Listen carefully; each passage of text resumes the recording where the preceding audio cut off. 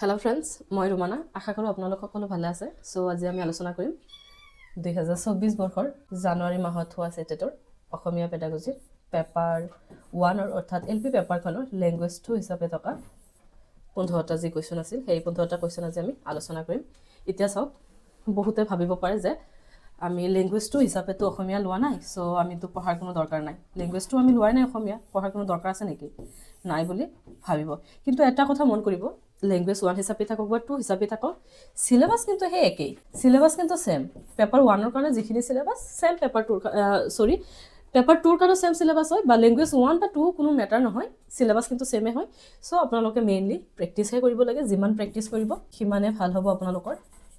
So practice কৰিবৰ কাৰণে মই ল্যাঙ্গুৱেজ 2 টো লৈছো ইয়াত মই আলোচনা কৰি দিম যাতে আপোনালোকে বহু কোৱেশ্চন পাই প্ৰেক্টিস কৰিবলৈ কোৱেশ্চনৰ প্যাটাৰ্নটো আপোনালোকে ধৰিব পাৰে। সো ইয়াত মই মেনশন কৰি দিয়া নাই যে যিসকলে কেৱল অসমীয়াটো ল্যাঙ্গুৱেজ 2 হিচাপে লৈছে তেওঁলোকেই ইয়াৰ প্ৰেক্টিস কৰিব, নহয় এনেকুৱা কোনো কথা নহয়। আপোনালোকে ল্যাঙ্গুৱেজ 1 বা 2 হিচাপে অসমীয়া লোক বা পেপাৰ 1 বা 2 সিলেবাস একে হয়। কোৱেশ্চন পেপাৰবোৰ যিমান পাৰে চাব, ভাল হ'ব। কোৱেশ্চনবোৰ যিমান প্ৰেক্টিস কৰিব সিমানে কিন্তু বস্তুবোৰ ধৰিব পাৰিব। সো ভিডিওটো আৰম্ভ কৰিছো দিয়ক। আৰু এটা কথা ইয়াৰ মাজতে আপোনালোকে প্লিজ চেনেলটো সাবস্ক্ৰাইব কৰিব আৰু বেল আইকনটো দবাই ৰাখিব যাতে নেক্সট ভিডিও আপলোড কৰাৰ লগে লগে আপোনালোকে নটিফিকেশনৰ জৰিয়তে লাভ কৰিব পাৰে। পেপাৰ 1 বা 2 যিকোনো নোটছ পাবৰ বাবে প্লে ষ্টৰত গৈ আসাম টেট একাডেমি মোবাইল এপটো ডাউনলোড কৰি ল'ব। ইয়াত প্ৰত্যেকটা সাবজেক্টৰ নোটছ ধুনীয়াকৈ দিয়া আছে। এতিয়া চাওক 136 নম্বৰ কোৱেশ্চনটো কি আছে। আৰু এটা কথা আগতেও কৈ আহিছো, মই ইয়াতো কৈ দিছো, ল্যাঙ্গুৱেজ 2 হিচাপে যদি আপোনালোকে বেংগলী, হিন্দী বা ইংলিছ যিকোনো এটা লৈছে, আপোনালোকে ল্যাঙ্গুৱেজ 2 হিচাপে যেতিয়া 136 এই বেংগলীৰ পেডাগজিবোৰ কৰিব যাব, এই অসমীয়া ল্যাঙ্গুৱেজ 2 হিচাপে যিবোৰ কোৱেশ্চন থাকিব সেম কোৱেশ্চন থাকিব। সো আপোনালোকে অসমীয়া পঢ়ি উঠি কিন্তু বেংগলীত গৈ আপোনালোকে টিকটো মাৰিব পাৰিব। কোৱেশ্চনবোৰ সেম হয়, যোনটো ভাষাতে থাকক। ল্যাঙ্গুৱেজ 2ৰ যিখিনি অসমীয়া থাকে আপোনালোকে ল্যাঙ্গুৱেজ 2 হিচাপে যিটো সাবজেক্টে লওক না কিয় তাৰ যিখিনি পেডাগজিৰ কোৱেশ্চন সেম থাকে, অপশনবোৰো সিৰিয়ালি হয়। সো আপোনালোকে যিমান প্ৰেক্টিস কৰিব ভালহে হ'ব আপোনালোকৰ। তো 136 নম্বৰ কোৱেশ্চনটো চাওক ইয়াত কি আছে।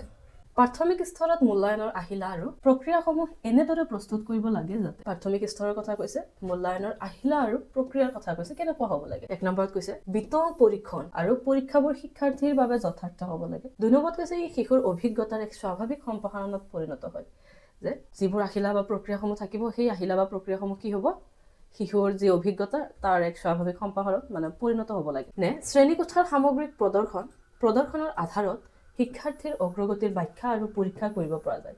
নে আহিলাবোৰ এনেকুৱা হ'ব লাগে যে ক্লাছৰুমৰ যি সামগ্ৰিক যি প্ৰদৰ্শনৰ আধাৰত শিক্ষাৰ্থীসকলে আগবাঢ়িছে তাৰ ব্যাখ্যা কৰিব পৰা বা পৰীক্ষা কৰিব পৰা যায়, তেনেকুৱা আহিলা হ'ব লাগে। নে শিক্ষকে যাতে সকলো শিক্ষাৰ্থীক মূল্যায়ন কৰিবলৈ একেটা পদ্ধতি ব্যৱহাৰ কৰিব পাৰে। চাওক ইয়াত কৈছে যে আহিলাসমূহ এনেকুৱা হ'ব লাগে যাতে শিক্ষকে সকলো শিক্ষাৰ্থীৰ বাবে একেটাই পদ্ধতি মানে এপ্লাই কৰিব পাৰে। এতিয়া চাওক প্ৰাথমিক স্তৰৰ কথা কৈছে, আমি ভালদৰে চাব লাগিব। প্ৰাথমিক স্তৰত মূল্যায়নৰ আহিলা আৰু প্ৰক্ৰিয়াসমূহ বিতং পৰীক্ষণৰ বাবে হ'ব নালাগিব। প্ৰাথমিক স্তৰত কি হ'ব লাগে, যিহেতু প্ৰাথমিক স্তৰত মূল্যায়নৰ মূল উদ্দেশ্য কি হয়, শিশুৰ স্বাভাৱিক শিক্ষণ প্ৰক্ৰিয়া বুজা, নম্বৰ বা লিখিত পৰীক্ষাৰ জৰিয়তে বিচাৰ কৰা নহয়। প্ৰাথমিক স্তৰত আমি শিশুসকলক বিতং পৰীক্ষণ মানে নম্বৰ প্ৰদান কৰা বা গ্ৰেড প্ৰদান কৰা বা সিহঁতে যি লিখিছে তাক একদম ভালদৰে চোৱা বা পৰীক্ষা কৰা, এনেকুৱা হ'ব নালাগে। প্ৰাথমিক স্তৰত আমি শিশুসকল স্বাভাৱিক পৰিৱেশত যাতে শিকিব পাৰে সেই শিকাৰ প্ৰক্ৰিয়াটো আমি বুজি পাবৰ বাবে মানে স্বাভাৱিকভাৱে মূল্যায়ন কৰিব লাগে। সো বিতং পৰীক্ষণ আমাৰ প্ৰাথমিক স্তৰত মানে দৰকাৰ নাই। আহিলাবোৰ বিতং পৰীক্ষণৰ বাবে হ'ব নালাগে,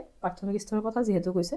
সো 1 নম্বৰটো নহ'ব। এতিয়া চাওক 3 নম্বৰত কৈছে শ্ৰেণীকোঠাৰ সামগ্ৰিক প্ৰদৰ্শনৰ আধাৰত শিক্ষাৰ্থীৰ অগ্ৰগতি ব্যাখ্যা আৰু পৰীক্ষা কৰা। ইয়াত চাওক প্ৰাথমিক স্তৰত মূল্যায়ন ব্যক্তিগতভাৱে শিশুক কেন্দ্ৰ কৰি হ'ব লাগে, নহয় জানো। ইয়াত কৈছে শ্ৰেণীৰ সামগ্ৰিক প্ৰদৰ্শনৰ ওপৰত ভিত্তি কৰি মূল্যায়ন কৰা।